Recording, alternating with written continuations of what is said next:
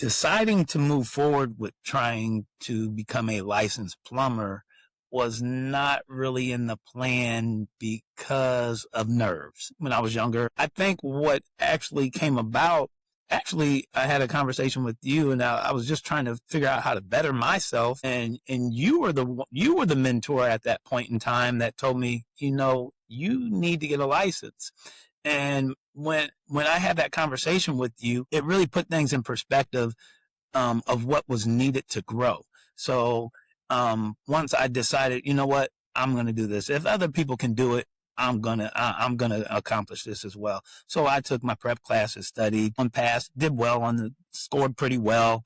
They weren't low scores; they were good, decent scores. So I was proud of myself. All right, everybody, how you doing? This is Tony Patiño back with another episode of Trust Talks. Got the pleasure today of really working with some the goats of the goats, right? So I've got Bob Connelly, two-time GOAT winner. I've got Dana Barnes, 7-time GOAT winner. I've got Omid Mandave, a 4-time GOAT winner, 2-time number 1 in all of Wrench Group for win rate. So really, really have some interesting guests today. I'm excited to talk to these guys about how they deliver top-notch service, but more importantly, the integrity that they do their job with and the trust that they build with their customers. So guys, welcome to the show. Excited to have you guys on, and look forward to sharing your story with the rest of the group. And hopefully everyone picks up some things from you guys on what you do right every day and how they can share in that success. So welcome. Thank you. Thank you. Glad to be here. Thank you. All right. So we're going to start off with Mr. Bob Connelly. 19 years, sir. You've been with the organization. Now, Abacus has been around 23 years. So you've been here almost since day one, and you've seen a lot. So I just want to start with you first. When you think about year one at Abacus and where you are today, what's the one thing that's the same? What's the one thing that's completely different about how you walk into a job? One thing's the same is, the basic, walking up to the door quickly, getting out of my truck quickly, things of that nature, knock on the door, don't ring the doorbell. A lot of that stayed consistent for me, right? But one of the things I do is I start off with getting them to say no. I'm going to lead them down a little bit of a different path than what we're all taught to. There's so many trainings that we get over the years, and it's pretty basic, good stuff. But I'm a little unorthodox the way I do things, and I'm going to use a little psychology on that. I'm just going to get them used to saying no, because no is more powerful than yes. So that's the one thing that I didn't do then that I do now. So, Bob, is it fair to say, obviously, you've grown a lot in your skill set and in your, as you've evolved in your role and constantly learning, right? I think that's one of the things that when I talk with you on how you go about your business every day is you're always kind of trying to find that edge. How do you get better? How do you improve on what you did? Regardless if you're a very successful year last year, you're always trying to get one step better. Is that fair? Well, yeah. I mean, you have to figure. I don't care how good you are. You don't know everything, and there's always somebody who's better, right? It's kind of like the tough kid on the block. There's always somebody that's tougher. There's always somebody that's better. I listen to a lot of books. I don't read books anymore. I actually listen to them when I'm driving, and I'm trying to pick up a little bit of something out of each thing I listen to or whatever I do read.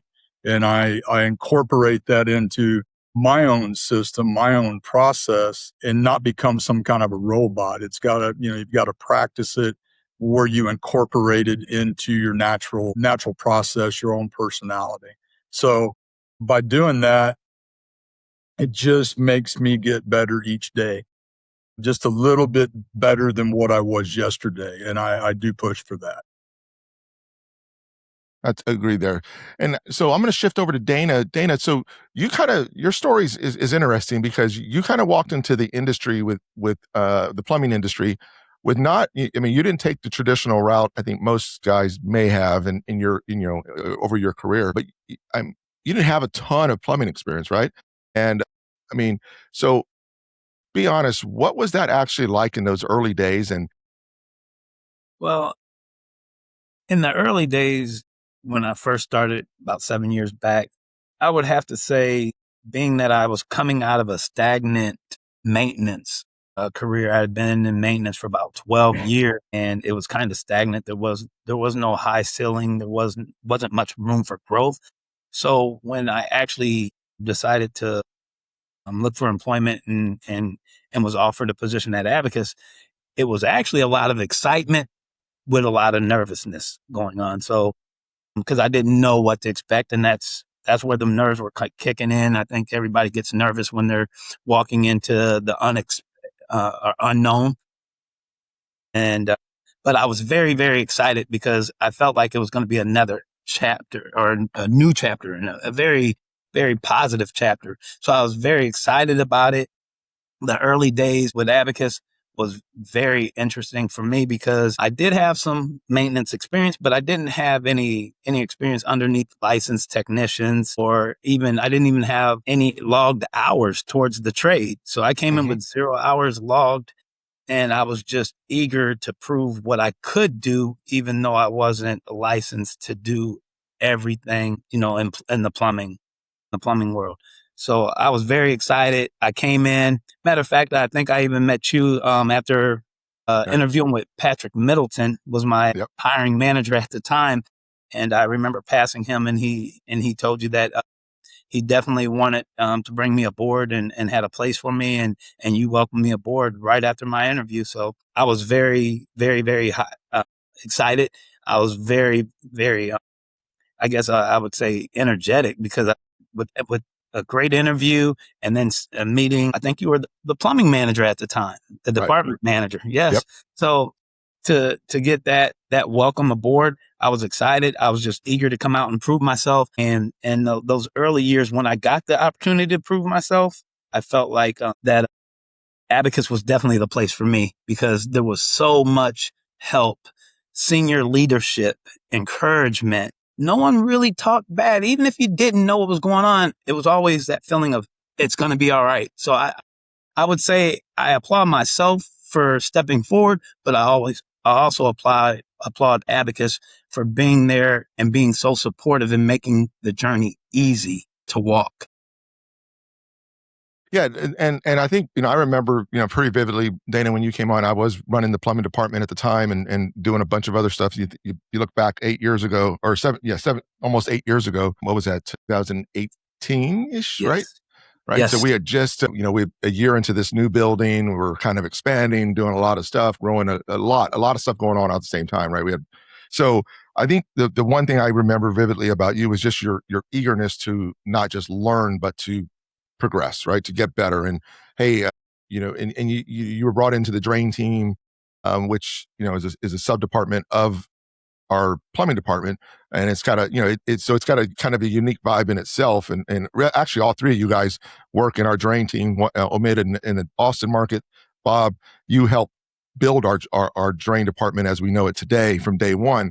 So Dana, you got to work side by side with Bob, and Bob as the salesman, or the camera tech, if you will, and you were more of the setup guy, right? You went in there and Yes. kind of set up Yes. jobs for him. So I always remember, and I think to this day, you always found ways to improve yourself. I think similar to what Bob just said is you're finding new ways to push yourself. And I'm a big believer when you're around people that push you and are better than you naturally push yourself and get better and better, right? That's the one thing that I always tell technicians and leaders here is you gotta surround yourself around better people that are better than you. You can't be afraid to, oh well, I don't want to be in that. I don't want to compete with this guy because he's just this and that. But that's how iron sharpens irons, and I think that's how you get better is when you challenge yourself to learn. Number one, have a mindset of learning and growth, but also challenging yourself to get better, right? And I think those are two things that from you I saw early on. Thank you. So Omid, you got a phenomenal story too, man. Because similar to Dana, you came from outside the industry, right? And I want people to kind of know your story. You've been in Austin for 5 years. You've won a GOAT award 4 of those 5 years.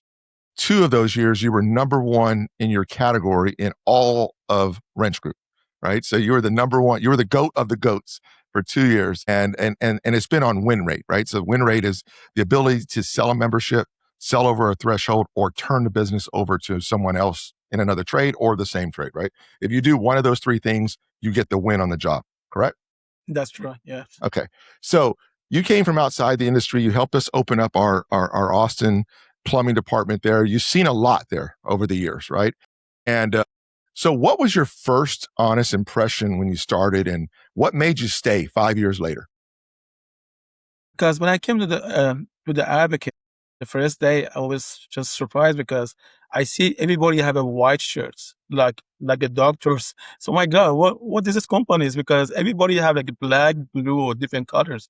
White shirts, it was something new for me.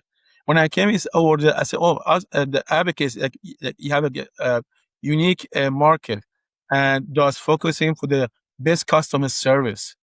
Not just about the money and stuff like that. I'm just always focusing to the customer service and how we can someone grow up faster, focusing to the tech, to the other things. And something for my history before I came to do like any plumbing, I was artist for almost 5 years.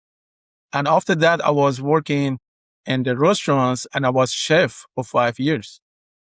After that, I was doing more and started working for IKEA. I was do the design for 10 years. I was designers. And I decide, okay, I want to go something different. I start with the plumbings. I'm almost a drain guy for the 10 years. I'm just focusing to one job, just drains. And I can see, when I came, I can see my futures in advocates because I can see grow up faster, faster, faster. And never I saw them for the different companies. That is there's everyone's got a story, right? And everybody's got a different background and a different path to what got you here. You might have one of the more unique backgrounds that I've come across. The fact that you worked as an artist. So were you like painting, or were you? Yes, I was with pencil. I like a pens too. So And I have like 25 students before I came here in the US. that's great. And so and Omid, just so everybody knows where you came from and how long you've been in the States. I came from Iran. I'm a state almost 21 years. And so you came in with it as an artist, then you moved over as a chef, and then you went into design with IKEA on like more of a retail design of home, and then got into plumbing. That's like Something 4 different, It was totally different, man. something Totally was different. me always challenge myself if I can do something different. And I told my wife and my family or friend, in one time, if I don't have no more job plumbing, I have a different job I can do. So I'm sure this helps, and I think this is, I'm talking to all of you guys, but I think, the fact that you have, like Bob, you have 20, you've been with us for 19 years, but you've got a way more experience beyond just abacus, that you can pretty much walk into any home and have a conversation with people. And Omid, with your background, I'm pretty sure you can catch a conversation with just about anybody on something. Dana, I'm sure the same way. Do you guys rely on your different background and your experience when you have conversations and building trust with customers? Yeah, definitely. It's like you were saying, Tony, I've been doing this since 1985 or 86, and I spent my first 9 or 10 years doing new plumbing construction while the houses and apartments were being built. And 1994 started doing service. Didn't have any formal training. They just put me in a truck and set me loose. I kind of had to figure it out on my own. And then one thing led to another. I'm interviewed with Alan actually in 2005. That interview lasted an hour and a half. And I was either plumber number 5 or 6, if I recall. So yeah, I utilized my background, especially in new construction, to be able to explain to people what's going on in their house in a way that they can understand. Yeah. And go ahead. I think, I was going to add, I think that's the part of the secret sauce to your success over the years? And because I think a lot of times, and I've seen it in all the trades, and we've got some really great technicians, like very, very technical people that know their trade in and out. But, and Bob, in your almost 40 years doing this, have you seen guys almost kind of over explain things to customer because they're trying to like talk plumber and talk when the customer is just trying to understand what's going on with why do I have a backup in my line, or help me understand this, and more importantly, help me get a solution. I mean, do you see that? Absolutely. I see it all the time. You want to say the most you can with the least amount of words. People get overwhelmed. They don't understand plumbing. That's why they called us out, right? Or any of the other trades, the same way. Dana, you've seen me do this. I carry in a legal pad. I'll draw them pictures and I'll keep it really simple for them. If you start using technical terms, over talk. I mean, let's face it, you can talk yourself out of a sale, and it's relatively easy to do, but you've got to really dumb it down, and you got to keep it really simple for them to keep them from getting overwhelmed. Yeah, I think you said something really key there, is keep it simple, right? Keep things simple. Don't try to, overcomplicate. Now, on the flip side, you guys walk into homes and and Bob, you made reference to it earlier, the kind of the psychology of selling, or the psychology of servicing our customers. Is some customers, they may be engineers, they may be doctors. You never know what kind of folks as you're walking in. They may want that very technical knowledge, right? And I'm going to veer off a little bit and kind of stick to you guys. So how do you make that determination? Is like, hey, this guy is more of I gotta do a little more detail explaining, right? Is that something you just feel, or is it something you look for?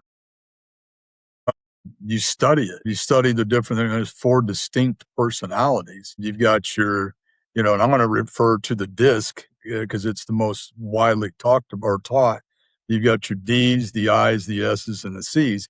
I'm a DI, so my secondary is an I. And if you haven't started doing this, I highly encourage you to do it, to learn what their different personalities are. Most doctors, lawyers, accountants, and things like that are going to be a C personality, and they love tons of data, tons of detail.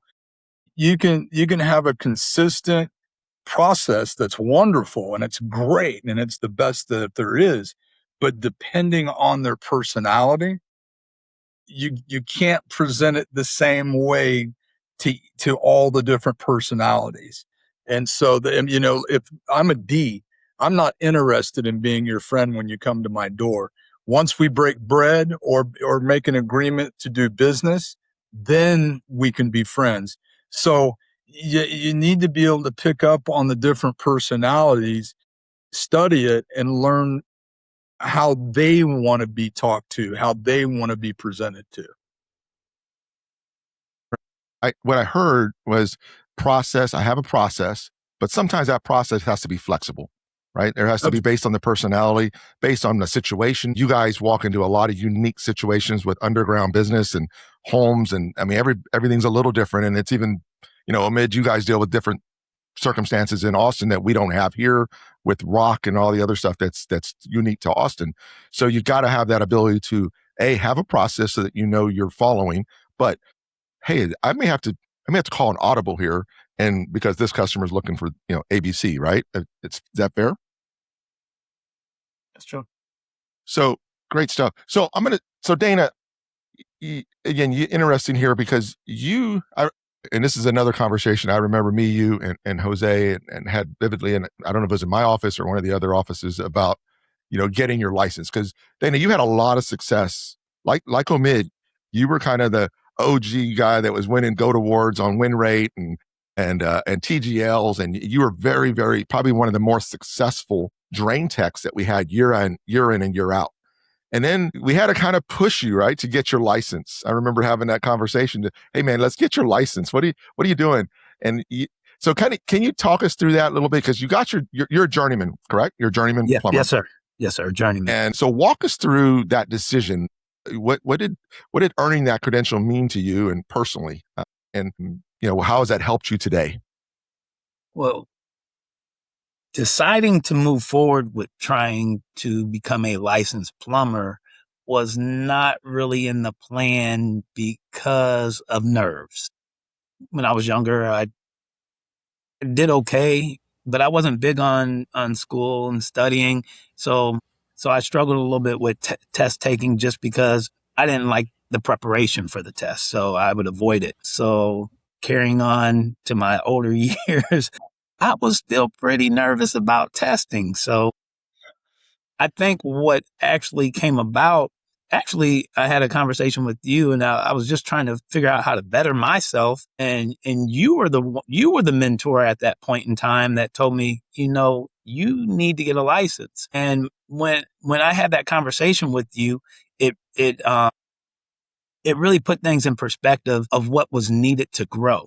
So once I decided, you know what, I'm going to do this. If other people can do it, I'm gonna accomplish this as well. So I took my prep classes, studied, and passed. Did well scored pretty well. They weren't low scores. They were good, decent scores. So I was proud of myself. And then that actually opened up that next chapter to actually start growing and actually getting out a little bit more on my own 2 feet to actually account for my own actions and not have to be supported so much. So I thank Bob as well, Mr. Bob, because you were one of the ones part of that process of my growth. And so once I got to that position, I felt like I had nothing but the sky ahead because I had support from many different people, from you, from Bob and Mr. Para. I mean, the list goes on. Mr. Frank, who's running the plumbing department now. I mean, there was just so much support. So I just felt like the sky was the limit at the point in time, and I just knew I was at home. Yeah, I think you have to be surrounded around people who push you and are supportive and want you to grow, right? I think that's the key for anybody that's in these roles is, because it could have been because you were a setup guy for Bob and for other camera techs, right? So like if Bob was really wanting to be selfish about it, he was like, "No, Dana, you stay as a setup guy. You'll make plenty of money. You're making six figures now. You're good. You don't need to get that next. You don't." But that's not what we're about, right? I think that's what's made Bob successful over the years. I know he's having some technical problems. We'll jump back in, but he's been he's the OG of the plumbing group here, as for us in Houston and all of Abacus, because he's helped us. Him and Jose kind of started what we know today as our drain department with our camera techs and our drain techs. So very, very, big part of that success early on. So Omid, I'm going to jump over to you and ask you a question here. So you didn't grow up in the trades, right? So we touched on that earlier. Your background's different. You came from a lot of diverse background. Some people would say that's a disadvantage, but looking back now, do you think it was, or did coming in without the industry habits give you something the veterans didn't have? Like before I came to the Abacus, I was working for like 4 or 5 different companies, like a plumbing companies. I never have any challenge or I don't have like any like different thing. I was the same role like every single day. For my side, it was boring. It was so boring. When I started working for the Abacus, from the second day, I just went my close rate for 89%. Okay, if I want, I can go higher. And next after that, I was 95. After that, I was 99. And my focus this year it was 100%. To be challenge myself. I can do it, the 100%. In Abacus, yes, you can do it. When I was looking for the other plumbing company, never I see it. It was just go to the jobs, back home, normal day, and it's boring day. And that's not me because always I'm looking for something different. I need more challenge. I can go do more things, more futures. I need to see it. And Abacus, I saw it, man. I changed in my world. It changed a lot. That's interesting, because I mean, I think you share the same quality that Bob and Dana do, and quite frankly, anybody who's wanting to go to work is you're constantly seeking to get better. Now, I remember pretty vividly, I'll tell a quick story, and I tell this to everybody. This was probably 3 years ago. You had just come off your first GOAT award. Maybe you were going into, and you were like, hey man, I'm locked in. Where am I? Every time I would see you in Austin, you would ask me, what's my ranking? Where am I at? What's my ranking? And all the way up until the end of the year, we were at a Christmas event, and it was like 2 weeks before the end of the year, 3 weeks before the end of the year. And your wife came up to me and said, hey, where's Omid at? So how important to you is having that home, what I call home field support, that home field advantage with your wife really encouraging you and pushing you? You know, I think I'm so lucky because my wife and my family. Because anytime I go home with a lot of nervous, a lot of because different customers, always he focus. Hey, man, don't forget you're number one. You need to be calm, man. Go next day, next customers. Don't just focus with the jobs. And something that I need to teach my kids. If you want to go better and be number one, if I can do it, you can do it. And that's the reason I've just see my family, they can do it too. My son, my oldest son, he just focused with his college and he finished at the UT and 21 years old. And I can see his good futures. My other son, because he saw me do some stuff like that, he focused into his future too. He'd be number one again. You set a standard for everybody that says, hey, if you put your mind to something, you can accomplish anything, right? That's true. So Dana, tell me, I'm sorry, saw Bob trying to come in. So you've won multiple GOAT awards, you've won every single year. You're one of, like, I think 5 guys in all of Wrench Group that has won a GOAT award every single year they've had the award active. And you've won them in 3 different categories: TGL, win rate, and sales. Right. So you kind of, evolved there. That kind of consistency doesn't happen by accident.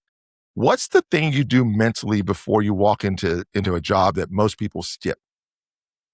So normally, as I'm pulling up, I just kind of clear my my thinking slate and just empty out and remember every time before I get out my truck that I am going to treat this customer and handle their situation as if it was my own family member or my own personal problem. So that means and how I would want someone to treat me if I was in their shoes. So it's very easy for me to make sure that I approach them in a professional manner in my greeting. And then when I do get into the greeting, most of the time I like to try to build a rapport. I'm kind of like Bob. I don't study as hard the personalities, but I do know about DISC. But as long as a person's not a D personality, I normally try to build a little bit of a rapport with them right from the beginning. Being the youngest of 9 children, having to chase older siblings all the time and wanting to fit in and not having to know how to fit in, I need that as well as I think that it's a needed situation for the customer, just to understand who's in their home, where I'm coming from, let them know that everything that I'm going to do, I'm going to be very transparent about it. I'm going to try to, if I can, I'm going to be able to show it to them physically or through video, whatever, pictures. But I want them to know that whatever we're doing, I'm going to be transparent. I'm going to show it to you so you understand why I am bringing this to your attention or why this is happening in your home. And then I make sure that I build that rapport with them to make sure that they're going to actually have options. I want to always give you options. I don't want you to feel pressured to doing anything. I say this before I even build my proposals. I'm going to make sure that you have options that fits your lifestyle, your need, your budget. And then when I go out to do my job, it just makes it a lot easier when I know that I've taken a customer's stress level when I first arrive, then they're not sure what's going on. I reassure them before I go out that don't worry.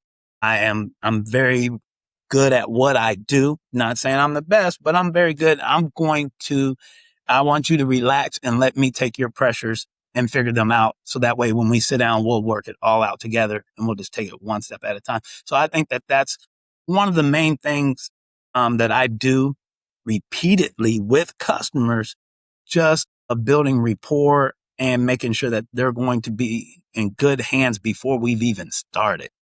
So that way, when we get ready to go to that table, they'll feel comfortable, and then we can have a good conversation about their problems and what their planned attack is to correct that action.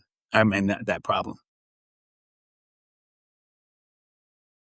So what's your year to date win rate so far? So for 2026, we're the as we're approaching the end of July. What is your win rate to date? Today is the same is 100%.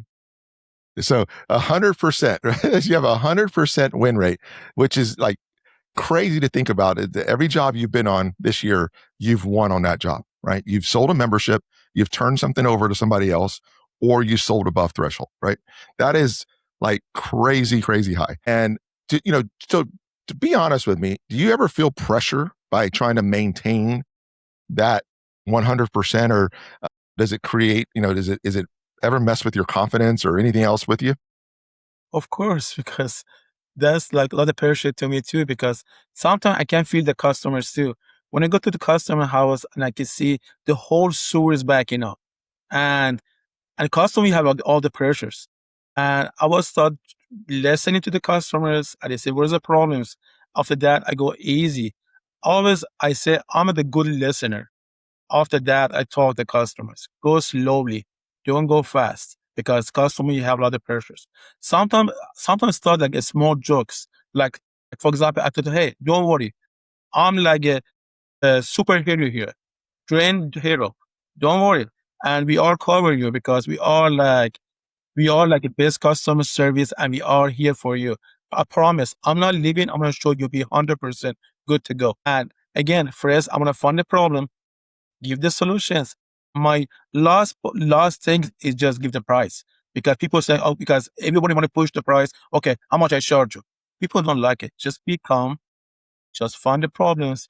Go slowly because don't forget, if the customer you have a whole day, you don't have the AC and the temperature is 80, 81, 82, and you have a kids, I can feel it. It's so hot and you have too many pressures. You need to calm down and give the pressure low.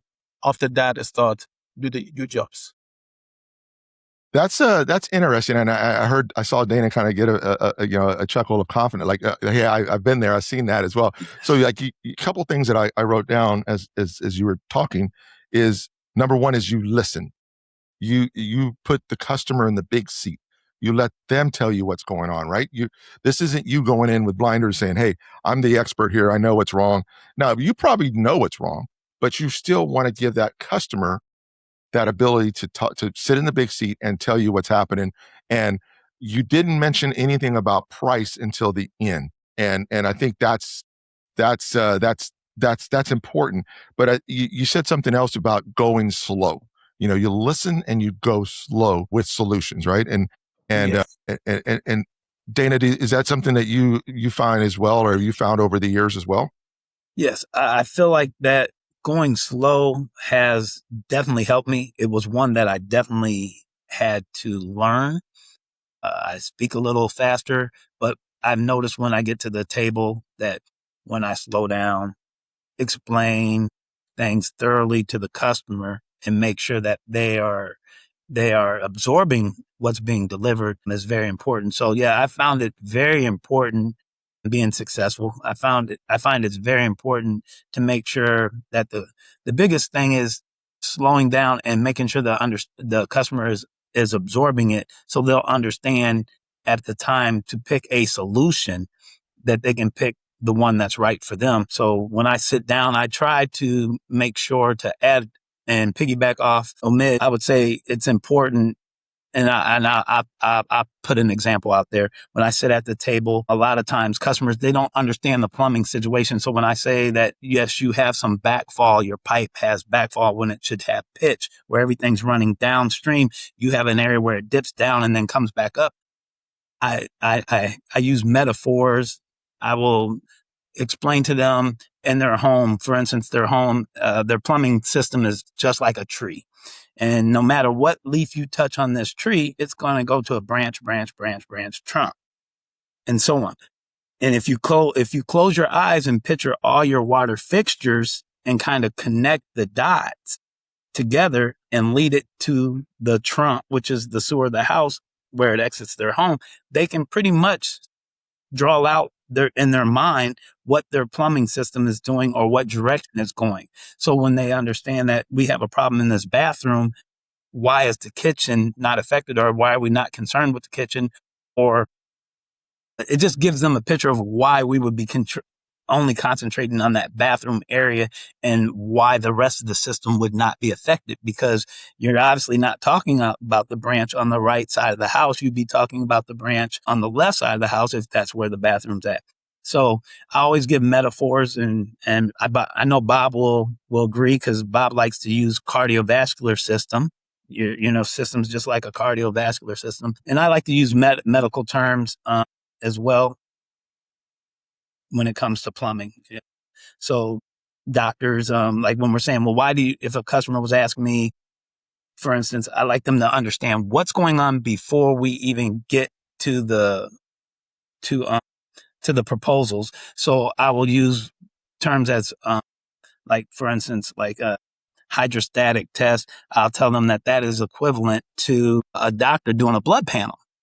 How's it if a doctor can't see the problem, but he can see that you have some symptoms, but to know what the problem actually is, he has to do a blood panel at times to get those results back to figure out what is the next corrective move. And that's what I explain to the customer as well. Our hydrostatic test, that's equivalent to the blood panel. So I like to use a lot of medical, because most people have had people who are either sick or been to the doctor, or you've been to the doctor yourself. So it ties it all together and makes it a lot easier for the customer to understand. So then when we sit down at that table and I give proposals, they know exactly what direction we're going and why this is being proposed. Yeah, man, I think you touched on something there, Dana, about metaphors, and I was going to kind of got Bob back on. I was going to ask Bob a very similar type question. So Bob, we're talking, kind of integrity and your process and how you work through that, and especially when you're walking into a home the first time. So here's the situation. So you walk into a home, there's a family there, obviously, they're super nervous. And I tell people all the time, no one really calls Abacus on a good day. It's always something's broken, something's wrong, something's not working.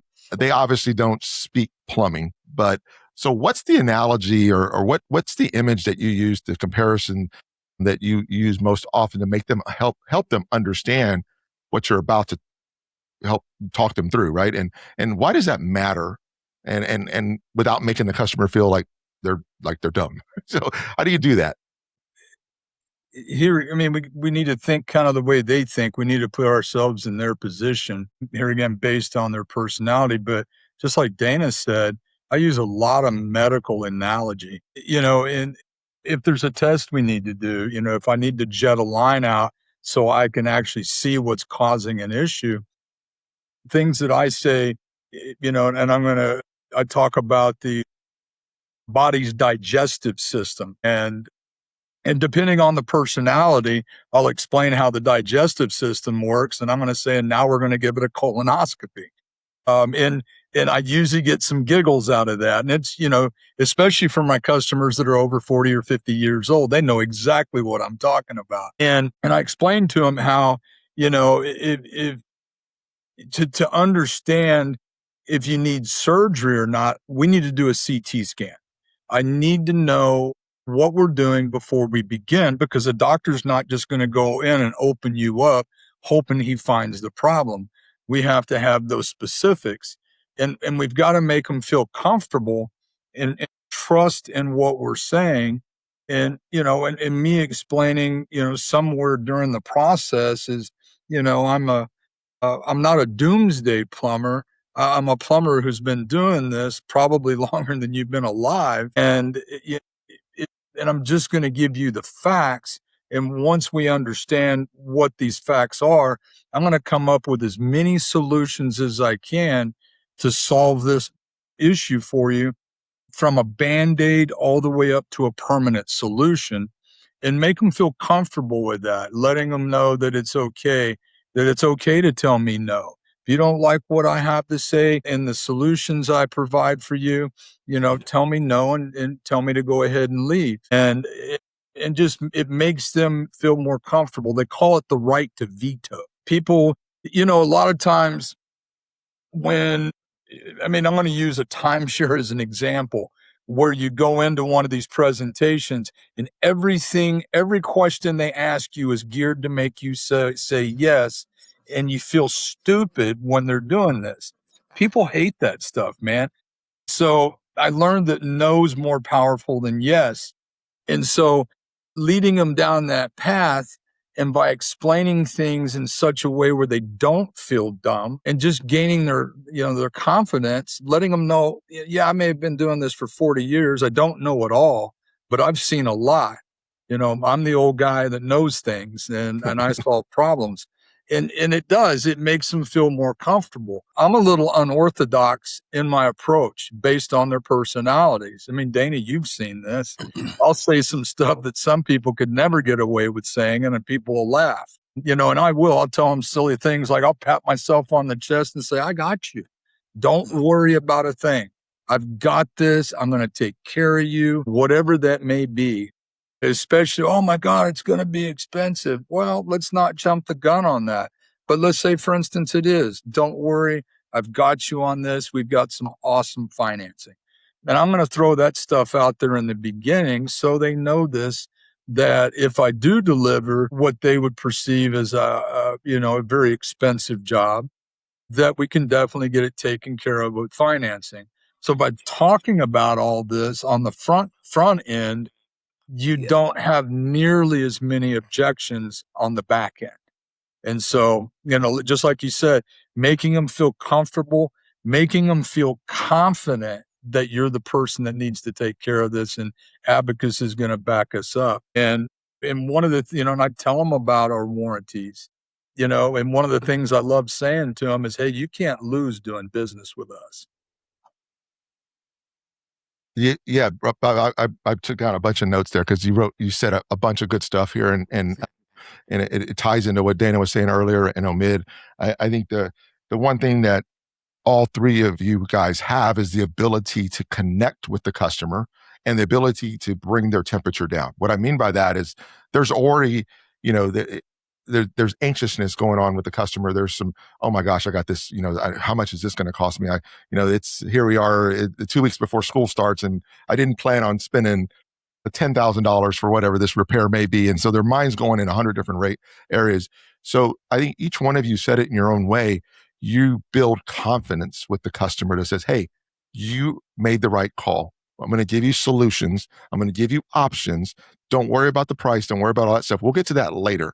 More importantly, I want to diagnose your issues, make sure you understand it, ask me questions, and I'm going to answer everything. So all of you, just to summarize, kind of builds that confidence with the customer by easing the temperature in the room, right? You kind of lower that down, get them, okay, they take a deep breath, and now they're able to kind of process things, right? They're able to kind of understand how the solutions with Abacus, that could be our warranties, the quality, the materials, all the different things that work for Abacus customers day in and day out. So very good there. So moving on, now we're going to kind of jump into the last section of questions here, guys, about reputation. And I think each of you kind of talked a little bit about your personal reputation and confidence that you build with a customer. But I'm going to talk a little bit about like I have a saying is reputation over everything. Like our reputation is more important to me than any single sale, any refund, the legacy that Abacus is for the last 23 years and the brand that we built here in the Houston and now Austin market is more important than anything else. So Omid, you've got 4 GOAT awards, 2 years you've been number 1 overall, and you came in from outside the industry. What do you want newer techs, in particular in Austin, to understand about how this is actually done? I'm not looking for the shortcut version. I'm just looking for your personal, real version of, hey, this is how it's done. Yeah, I mean, I think if all the new tech, if they are looking for the futures, something you can go long term, I mean, that's the best thing for the Abacus. They can teach you because always the Abacus, you have tools, or you can say like all the experience you need. Abacus, they can just, give it to you. And Most the company, you don't give something like that for free. Always you need something from your side. Like, I have just good example. Like, sometimes when I go to the customers and a customer asks me why I want to choose you, not other company. What is it good about the advocates? And I say, if I have one job whole day, is a one job. Never everybody call you, just push you. Not this company is not push any job because customers for us is number one. And I need to see all the tech they have opportunity and grow up in advocacy, and they can find something like that in different companies. If they want to go be number one in advocacy, they can do it. Just need to push, push, push itself by itself, and it can go up. That's important. It's important for me to provide opportunities for people to be able to. I'm sorry, I lost Bob there for a second. It's important for me to be able to get opportunities for everybody to be able to better themselves, right? To get better than where they are today and move into, whether they're going from a drain tech to a camera tech to a manager, who's be able to provide those opportunities for everybody. So that's super important for me. And I heard that multiple times from each of you guys in different formats there. So Dana, got a question for you here on your reputation and why reputation for the brand is so important. So what do you tell yourself or what do you do when a job is genuinely just difficult and the customer is genuinely not happy and you still have to bring your absolute best? So one of the first things that I do when a job is pretty difficult and I know that it's going to be pretty stressful and probably even financially heavy on the customer because of the difficultiness of the job. What I normally do is try to once again explain to the customer what we're looking at. I just want you to know this is going to take some time. We're going to really have to figure this one out, and we're going to have to take it step by step. We're going to have to move a little slower on this one. So this isn't going to be an in and out. This is going to take time. So let's first make sure that we. But thank you, Dana. I think that's very, very insightful on how you approach this thing when it comes to you keeping the integrity with the customer, keeping the communication lines open with the customer, and bridging that gap when you do run into some difficult situations, right? So, kind of as we get ready to close out this session here, I've got kind of some unique questions, or just some questions for all three of you. I'm going to ask you guys all the same question, and really just get a perspective from you on this. So, I want you to finish this sentence, okay? And what this means in your own words. Integrity under pressure means. So, Dana, we'll go with you first. Gotcha. Thank you for sharing that. Omid, same question. So, I want you to finish this sentence. What integrity under pressure means to you? Again, be honest, be happy what you are doing. When the customer be happy, I be happy. When I go home, I can relax and sleep good because I'm sure I did my 100% job what I want to do. That's my thing. And something more I was told, because the customers, that's okay. The first thing for us is customers, because if we don't have no customers, we don't have the business. If we have no business, we don't have the job. We don't have the companies. Always that's my thing. Customer is number one for us. And always I need to be polite, loves, listeners, and we have a good customer service. And we have all 5 stars before we go home. 5 stars, yes, sir. That's awesome. So, same question, Bob, and not sure. The question I'm asking all three of you guys is answer this in your own words. Integrity under pressure means doing the right thing even when nobody's watching. I've heard both of you guys say this. I'm led by a conscience, right? I've got to be able to sleep at night knowing I did the best thing for my customer. If a simple repair can be made that's causing the issue, I'm going to tell them, look, there's really nothing wrong other than this little thing right here. I can go ahead and give you solutions to help prevent this from happening in the future. But what I've learned is not to chase the sale. If you do what's right, the money's always going to chase you. You don't have to chase it. And, I don't ever want to think that I misled somebody or I took them down the wrong path. I want to make sure they're educated on these issues. And if they choose to do the best thing, then whatever those options may be, all the way down to doing a Band-Aid. I'm going to do what's right for them, and I'm going to present myself that way because my reputation is everything to me. And I think you've heard me say this before, Tony, and it's why I stay here so long, that if by me working with you hurts my reputation, then I can't work with you anymore. And that's why I stay here. And the management backs. Yes, we can hear you. Yeah, I think all of you guys are absolutely right. I think there's, and I was going to just provide my feedback on that same exact question, right? Integrity under pressure to me is doing the right thing, even when it's not easy, right? Doing the right thing, making sure, sure, you guys have the opportunity, Bob, you mentioned it earlier, never chase money. You'll never catch it. It moves too fast. Yeah, Alan's always said, hey, chase delivering exceptional service to our customers. That takes care of everything else. When you take care of the customers, they take care of us. The company's taking, everybody wins, right? That's why we have a 3-win philosophy. You take care of the customer, takes care of you, which takes care of the company, right? So we don't ever, when we get out of whack, I've seen guys and I've seen other, salesmen or other technicians, they start chasing sales. They start chasing a number. They start chasing a status. And you're never going to catch that. Just chase doing the right thing. And and do the right thing when no one's looking. That's the one thing I will tell everybody, because you guys are in the attics. You guys are, your customer's not walking behind you every second that you're in their home.